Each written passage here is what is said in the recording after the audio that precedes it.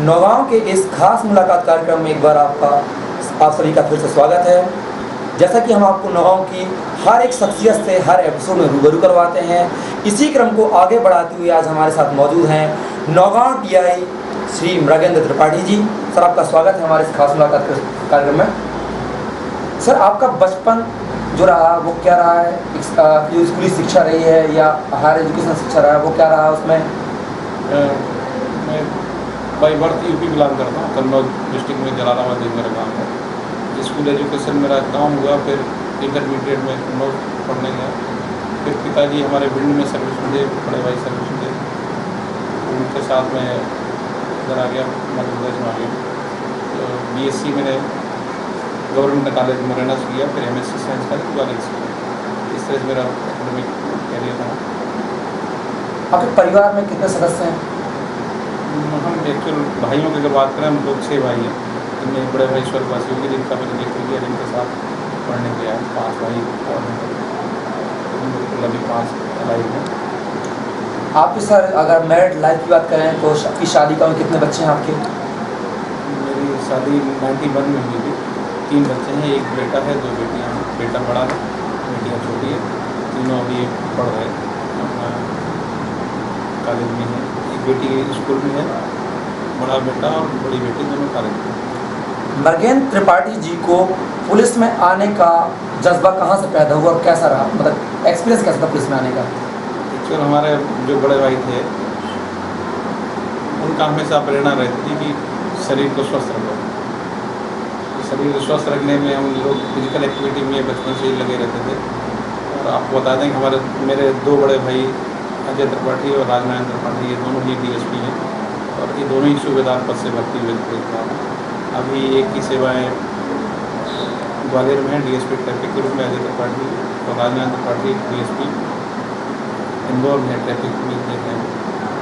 क्योंकि वो दोनों लोग के बाद एक पुलिस में भर्ती हो गए, मुझे भी लगा ठीक है, क्योंकि उसकी प्रक्रिया मुझे मालूम पड़ गई थी। तैयारी फिजिकल एक्टिविटी की मेरी थी, कॉलेज जाने से कर रखा था, तो उसको देने से मेरा सिलेक्शन हो गया। यानी कहीं ना कहीं फैमिली बैकग्राउंड ही पुलिस से लगा हुआ था, मतलब देखा जाएगा तो।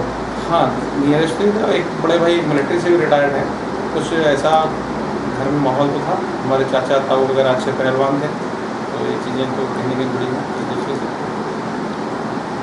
सर, अगर हम बात करते हैं जैसे पुलिस महकमे में हम आए हैं, तो पुलिस थाने में FIR लिखवाने का प्रोसेस क्या होता है? क्योंकि हम हर आदमी इससे अवेयर नहीं है, तो आप नौगांव की आवाम को बताएं कि FIR दर्ज करवाने का प्रोसेस क्या होता है? सबसे पहले तो हम देखें, बड़ी दिक्कत एक व्यक्ति की, एक आदमी के साथ ही होती है। उसके बाद जितनी सूचनाएं होती हैं मस्तिष्क में, वो 90% या 90+ मान लें इन्फॉर्मेटिव होते हैं। मैंने किसी ने सूचना दे दी, किसी ने जानकारी दे दी, उसने उसको सत्य मान के और उस पर आचरण करने लगता है।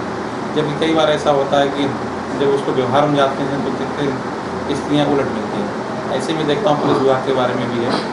जो लोग पुलिस विभाग के टच में आते हैं, पुलिस वालों के साथ काम कर लेते हैं या पुलिस वालों से अपनी बात कर लेते हैं, उनको सुखद अनुभव होता है, बजाय उनके जो कभी पुलिस के टच में ही नहीं होते। इन जनरल लोगों को ऐसी जानकारी है पुलिस में, लोग सुनते नहीं, लोग काम नहीं करते, पर ये गलत है। आप कभी भी आएँ, आपको स्वागत है। FIR लिखाने का सीधा से जो पीड़ित है थाने में आए, थाने में ड्यूटी पे स्वागत अधिकारी रहते हैं, उनको अपनी बात है और आपको क्लियर की। पुलिसकर्मी की ड्यूटी 24 घंटे की होती है, बाकी अदर डिपार्टमेंट देखें तो 8 घंटे की ड्यूटी होती है। तो क्या आपको नहीं लगता कि पुलिस डिपार्टमेंट की ड्यूटी भी 8 घंटे की होनी चाहिए? नहीं, इसमें थोड़ा सा है, मैं कहना चाहूँगा कि पुलिस 24 घंटे ड्यूटी के लिए तत्पर रहेगी। मतलब 24 घंटे में किसी आवर में अगर हमें ड्यूटी बोला जाता तो मना नहीं कर सकते। एक्चुअल व्यवहारिक रूप से 24 घंटे संभव नहीं है। अगर 24 घंटे की बात करें तो 24 घंटे बाद फिर पहला घंटा शुरू हो जाएगा। तो ड्यूटी हमें 24 घंटे करना है। किसी टाइम, जैसे ऑफिस टाइम की अगर बात करें तो वो 10 से 5 है उनका, तो वो 10 से 5 के बाद अगर उनसे बोला जाएगा तो वो फिर उनकी सेवाओं को चीज़ नहीं है। पर पुलिस में ऐसा आप नहीं कर सकते। रात को 2 बजे बुलाया जाए तो आप 2 बजे जाएंगे, फिर अगर सुबह 6 बजे फिर बुलाएगा तो जाना पड़ेगा। उसकी ड्यूटी ऐसी है कि उसको अपन कर ही नहीं सकते। और कई बार ऐसा होता है कि कोई अगर विवेचना आ गई आपके पास तो फिर उसमें 36 घंटे भी हो जाने लगा तो करना पड़ेगा, क्योंकि वो लिंक अगर टूटती है विवेचना की तो उससे दिक्कत आएगी, तो काम तो करना पड़ेगा। आमतौर पर पुलिस जनमानस की सेवा के लिए होती है, लेकिन शरीफ से शरीफ आदमी पुलिस थाने में जाने से डरता क्यों है और गुंडे बल्कि डरते नहीं हैं? नहीं, मैंने आपको बताया ना अभी जनमानस की जो मैंने बताया कि हमारा दिमाग में जो चीज़ें हैं वो ज़्यादातर सूचनात्मक हैं, उनको हमने टेस्ट नहीं किया।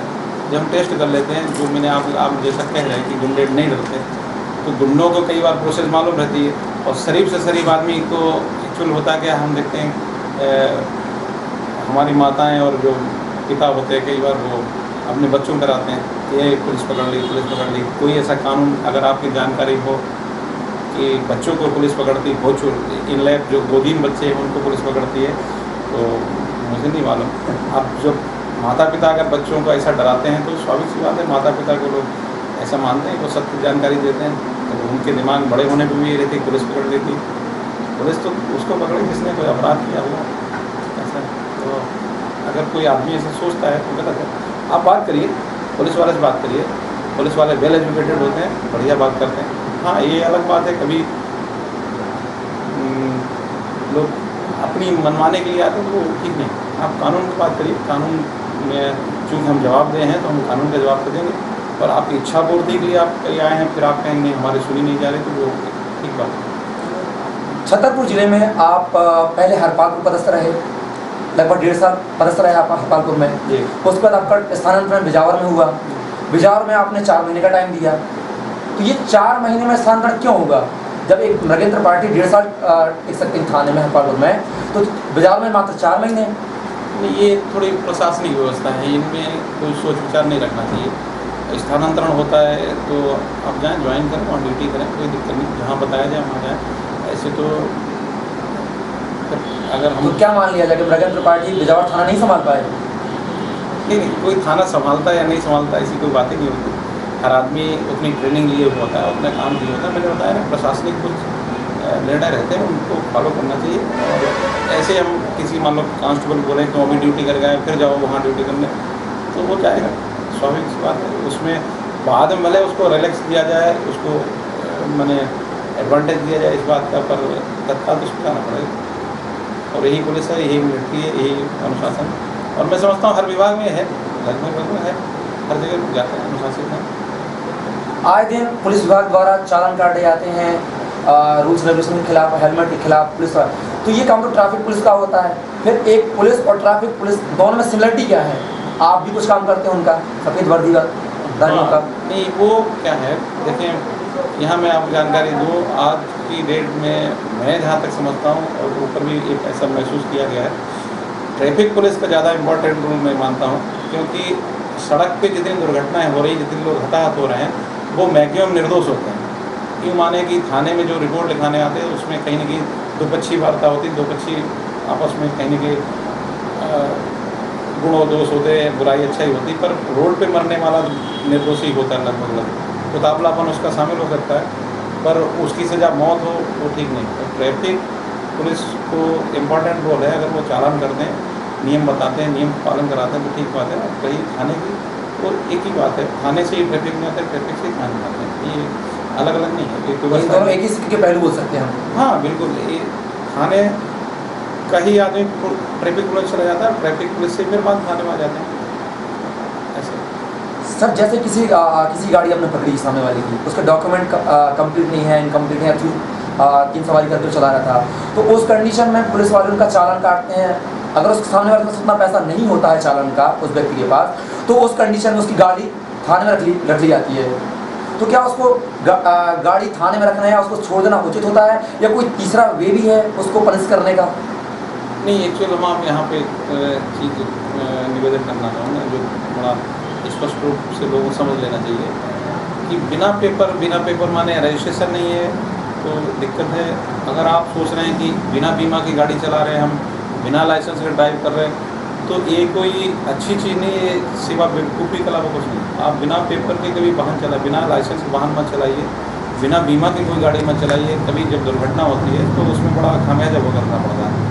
और रही बात पुलिस की जो आप बता रहे हैं कि जब्त कर देती, तो कई बार प्रोविज़न है कि उसको आप डिटेन कर सकते हैं, पर अगर उसके पास पैसे नहीं है तो कोई पेपर अपन रख सकते हैं उसको बतौर गारंटी और कोर्ट का चालान बना सकते हैं। तो कोई बहुत ज़रूरी नहीं है कि हर मामले में हर समय गाड़ी को मतलब जब्त किया जाए और थाने पर जाए। क्या कभी मृगेंद्र त्रिपाठी जी के ऊपर कोई प्रशासनिक कार्य में राजनीतिक दबाव आया है? क्या अक्सर देखा जाता है, हमने मूवीज़ देखी हुई हैं कि राजनीतिक दबाव रहता है, प्रशासन पुलिसकर्मियों पर रहता है? नहीं, इसका जवाब तो मैं यूँ देना चाहूँगा, शायद हम अपने घर में जब तक अपना दरवाज़ा नहीं खोलते कोई ज़बरदस्ती नहीं घुसता है। अगर कोई ऐसा महसूस करता है तो उसने निश्चित तौर पर उनके लिए अपना दरवाज़ा खोला होगा कि आप आइए, वेलकम है। पर मैं ऐसा महसूस नहीं करता। हमारा एक कानून का काम है, कानून लिखित में है, वो सब पालन करते हैं ना। हम अगर कानून की बात आएगी तो कोई अगर बात करता है तो कानून बताते हैं कि इसमें ये प्रोविज़न है, उसमें कोई आगे पीछे किए नहीं जा सकता। रही बात संबंध, तो सबसे अच्छे रखना चाहिए, संबंध सबसे अच्छा होना चाहिए। पर राजनीतिक दबाव तो कानूनी काम है तो सब संभव नहीं, क्योंकि वो एक फिक्स चीज़ है, उसमें आगे पीछे की नहीं सकता। पुलिस कल्चर में घूसखोरी, शराबखोरी, गाली गलौज सम्मिलित है, तो क्या आपको नहीं लगता कि पुलिस कल्चर में बदलाव होना चाहिए?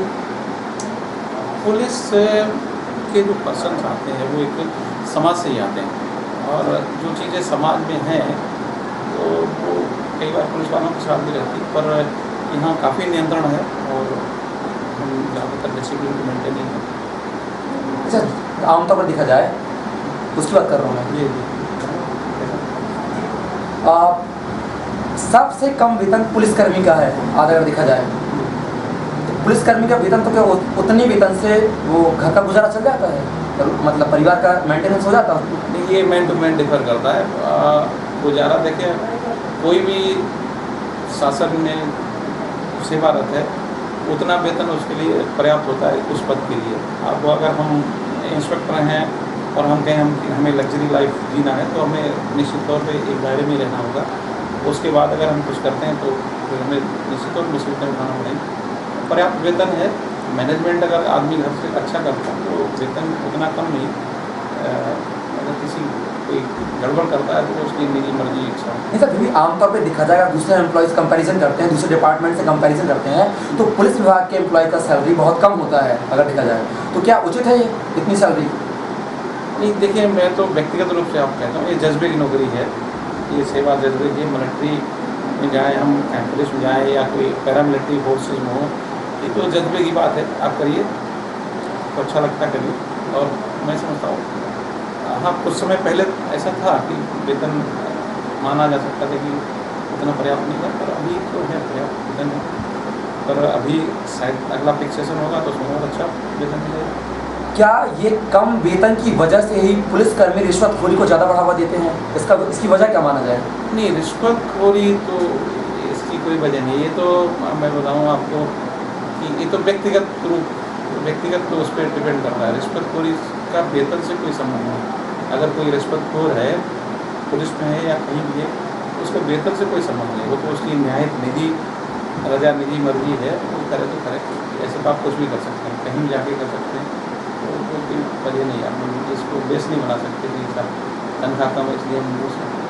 अगर आप तनख्वाह कम लगती है तो आपका ऑप्शन है, आप दूसरी जगह चले जाए, दूसरी जगह सेवाएँ करें। पर ये कोई आधार नहीं है। इसको अगर कोई आधार बनाता है तो ठीक बात नहीं है। नौगांव पब्लिक का कहना है कि जब से मृगेंद्र त्रिपाठी जी आए हैं, थाने में एफआईआर दर्ज करवाने आते हैं तो कोई भी एफआईआर रजिस्टर्ड नहीं होती है। दूसरे एम्प्लॉयज़ का या जो एफआईआर लिखते हैं, मुंशी लिखते हैं, उनका कहना है कि बिना टीआई की सहमति से एफआईआर नहीं लिखी जाएगी। तो क्या टीआई साहब का इंतजार किया जाएगा किसी वारदात के लिए कि जब टीआई साहब आएंगे तभी एफआईआर रजिस्टर्ड होगी? नहीं, ऐसा आपकी जानकारी में अगर आया हो सकता है। तो एफआईआर के लिए तो निश्चित तौर पर एक ऑफिसर डिप्यूटेड होते हैं, डे नाइट अफसर रहते हैं। और एफआईआर हाँ, जानकारी में लाना जरूरी रहता है कि फला रिपोर्ट आई है उस पर कार्रवाई। हमारे कारण हम नहीं हैं इसलिए डिले होगी एफआईआर, ये तो पता ही। लेकिन आप ही के डिपार्टमेंट कहना है कि टीआई साहब नहीं है तो मैं सील आकर रिसीव नहीं दे सकता हूँ, ऐसा मामला सामने आया है। मैं आपको वो मतलब फरियाद भी ला सकता हूँ सामने। हाँ, तो कोई अगर हो ऐसा मामला तो हम नहीं कह सकते। कई बार ऐसे आते हैं, मैंने बताया ना, इच्छा पूर्ति के लिए आते हैं कि साहब हमारी इच्छा है। जो कई बार पेपर ऐसा होता है जिसका पुलिस कोई संबंध नहीं होता, फिर भी अब उसमें रिसीव देना न देना तो समझ नहीं आता कि भाई क्यों वो जिद करते हैं आप रिसीव देना। अगर कोई आम आदमी एफआईआर करना चाह रहा है तो वो पुलिस से कैसे संपर्क करे? पुलिस सीधा संपर्क, आप तो थाना हमेशा देखें आप, मैंने कई जगह अनुभव किया है, कई थानों के जो मेन गेट रहते हैं वो बंद होने की स्थिति में नहीं, वो खुल गए हैं तो खुले ही बच्चे, हमारा चैनल में बड़ा खींच खांच से बंद होता है, तो आपको दरवाज़ा हमेशा खुला है, एक ड्यूटी अफसर है, आप जाइए उनसे बात करिए, और हमारी पहचान ही हमें रिपोर्ट लिखना। कई बार मैंने आपको कहा कि लोग यूज़ नहीं मिसयूज़ करते हैं, जैसे अभी आप देखें कि 498 इसके लिए ही पूरा नियम परिवर्तित हुआ, उसमें नियम कर दिया गया 7 साल से कम सजा मेरे में नोटिस देके आप बुलाएं। इस धारा का मैं समझता हूँ मैक्सिमम मिसयूज हुआ। ऐसे 304 भी, इसका मैं जहाँ तक मानता हूँ लोग मिसयूज करते हैं। ऐसे ही पुलिस सेवाओं के लिए लोग मिसयूज करने के लिए मैंने कई बार देखा कि चलो पुलिस चली जाए, धमका दे, डरा दे और ऐसा कर दे, तो उन लोगों को तो असहजता महसूस होती है, तो निश्चित तौर पर मैंने आपको बताया ये FIR लिखने की जगह है, यहाँ पे कार्रवाई की जगह है, कि आप इच्छा पूर्ति का स्थान नहीं है कि आप इच्छा पूर्ति के लिए यहाँ है, तो फिर आपको अगर आप इच्छा पूर्ति के लिए हैं तो फिर असहज महसूस कर सकते हैं। हाल ही में सर थानों का ऑनलाइनकरण होना था, यानी घर बैठ के आप FIR दर्ज करवा सकते थे ऑनलाइनकरण, वो प्रोसेस अभी मझधार में लटकी हुई है, कब तक वो कम्प्लीट हो जाएगी सर प्रोसेस? ये तो सिस्टम में बदलाव धीरे धीरे आता है और आएगा, ये जिस दिन हो जाएगा बड़ा अच्छा रहेगा। हाँ, इसके लिए थोड़ा पुलिस फोर्स, अतिरिक्त पुलिस फोर्स की जरूरत होगी। इसमें हम आप बता दें क्या होता है, कई बार मैंने जैसा बताया ना लोग मिसयूज़ करते हैं, तो कानून में थोड़ा ये है जो मिसयूजर्स हैं उनके लिए उतना क्विक रिस्पॉन्स कानून की तरफ नहीं है। इसे आप मर्डर की FIR किसी के खिलाफ लिखा सकते हैं, पर मर्डर की चार्जशीट आपने अगर है तो तत्काल तैयार हो जाएगी और वो जाके उसका ट्रायल शुरू हो जाएगा।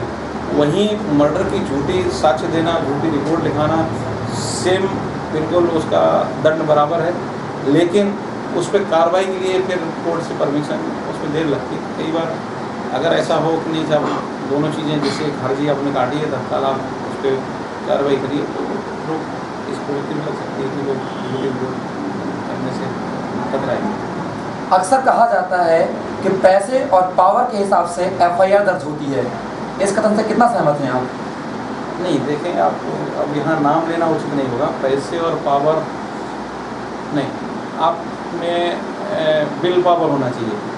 आप अगर FIR है आपके पास होता है तो आप कहीं भी FIR करा सकते हैं। देखें निकट समय में ही देश के बड़े धुरंधर लोगों के खिलाफ FIR हुई है और कानून उनके खिलाफ बढ़िया काम कर रहा है, और वो लोग मैं समझता हूँ एग्जाम्पल सेटअप है हिंदुस्तान के कानून व्यवस्था में कि साहब आप कितनी भी अप्रोच रखते हो, कुछ भी रखते हो, हाँ आपने अपराध किया है और अपराध को डिस्क्लोज करने वाला अगर फर्मली खड़ा हुआ है, मतलब दृढ़तापूर्वक आपके सामने खड़ा है, तो कानून अपना काम करता है। कानून ये नाम लेना है उचित नहीं है, पर अभी आप समझ सकते हैं कि बड़े बड़े खिलाफ कानून में अभी भी।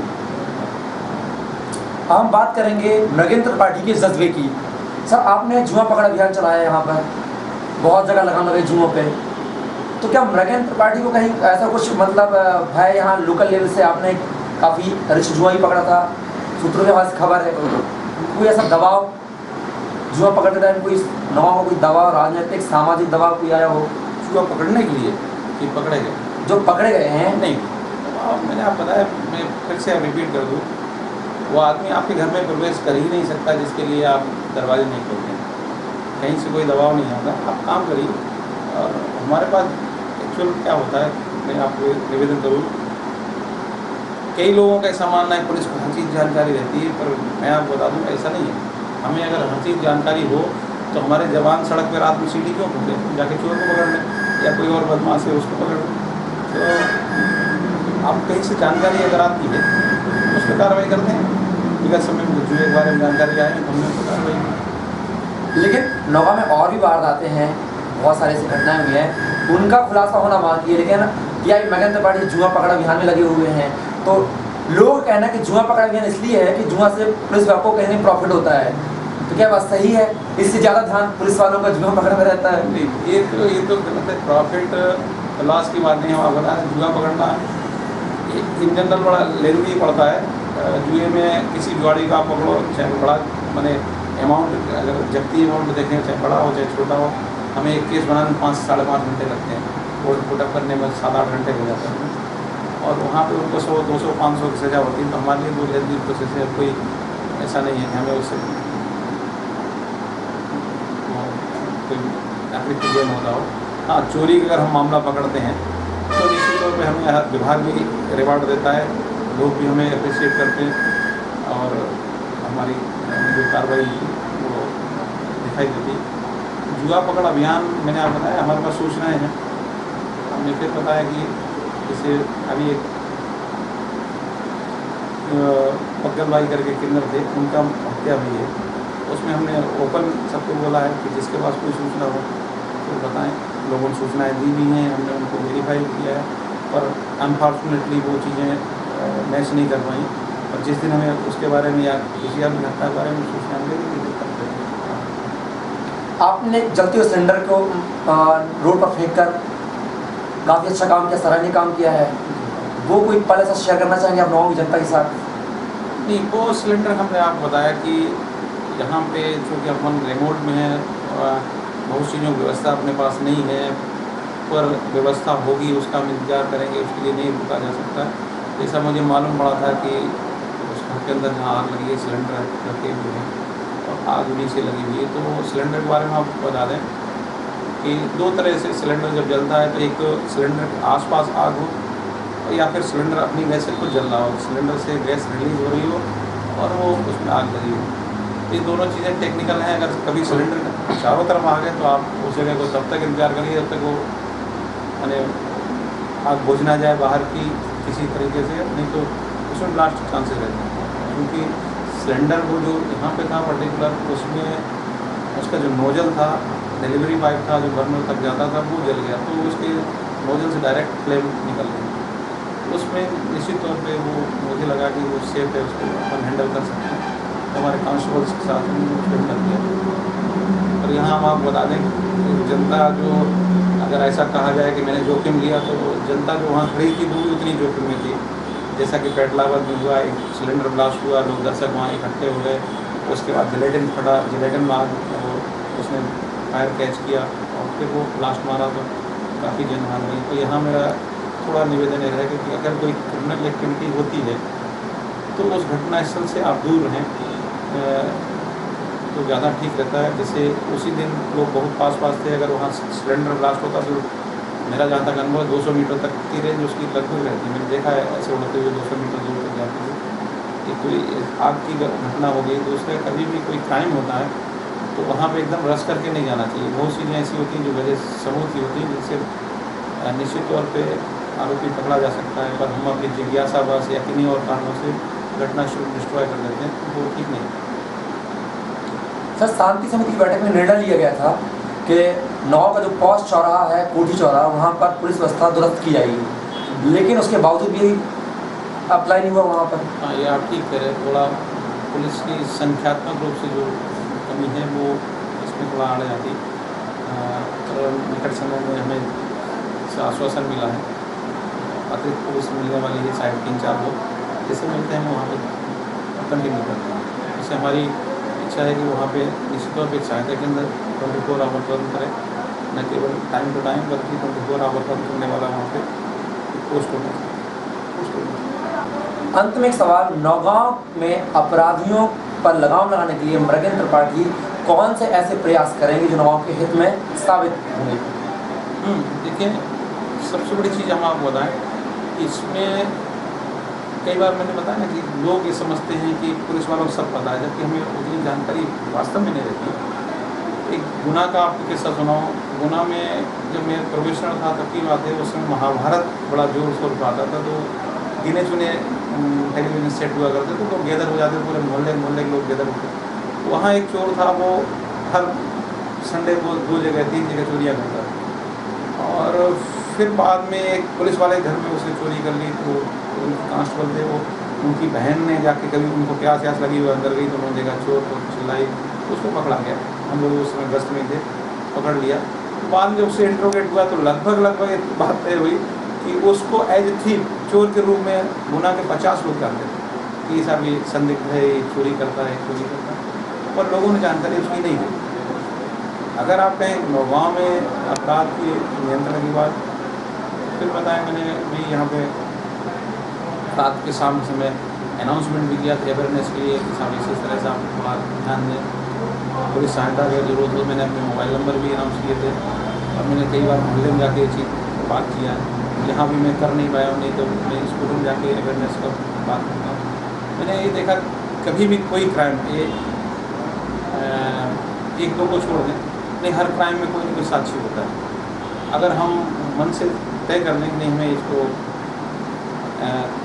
निर्मूल करना है, अपराध रहित बनाना है अपने समाज को, तो आप सूचना को जरूर, आप डायरेक्ट नहीं देना चाहते कि सूचना अपने विश्वसनीय आदमी को बताएं, उसके माध्यम से पुलिस पास। पुलिस तो मैंने आज तक नहीं देखा कि पुलिस पास सूचना रही हो तो कार्रवाई नहीं हुई।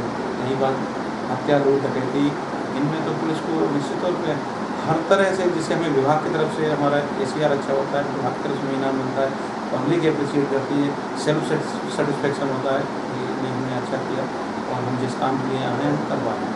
तो मैं फिर से निवेदन करूँ कि अगर पब्लिक के पास कोई सूचना है तो उसको शेयर जरूर करें पुलिस तक। चैनल आपको ही डायरेक्ट जरूरी नहीं आप डायरेक्ट किसी को बताएं, आपको लग रहा है ये आदमी विश्वसनीय ढंग से नहीं करेगा, हमारी बात को डिस्क्लोज कर देंगे, आपको जो कोई पर्सनल व्यक्तिगत रूप से जिसको आप जानते हो उसको बता दें। कई तरीके हैं पर शेयर जरूर करें। मैंने कई बार देखा कि लोग ये मन में मान लेते हैं कि पुलिस को ऐसा नहीं करेगी, पुलिस ऐसा नहीं करेगी, तो वो शेयर नहीं करते। जानकारी आप क्रिमिनल एक्टिविटी किसी भी की भी जानकारी आपको है, आप शेयर करिए। जरूरी नहीं आप उसकी साक्षी बने, जरूरी नहीं पुलिस वाला आपको साक्षी बनाएगा। आपकी सूचना का उपयोग करके हम उसमें दूसरे सबूतों से उसको कोर्ट में प्रूव करने की कोशिश करेंगे। सर आपका बहुत बहुत धन्यवाद, आपने जो अपना कीमती समय इस खास मुलाकात शुरू के लिए निकाला। आपको बहुत बहुत धन्यवाद, आपके चैनल को। तो ये थे हमारे साथ नौगांव DI मृगेंद्र त्रिपाठी जी, जिन्होंने कुछ छुए और कुछ अनछुए पहलुओं को आपके साथ शेयर किया। अगले एपिसोड में किसी नई शख्सियत के साथ फिर मुलाकात होगी। तब तक के लिए मैं कपिल मिश्रा को दीजिए इजाज़त। नमस्कार।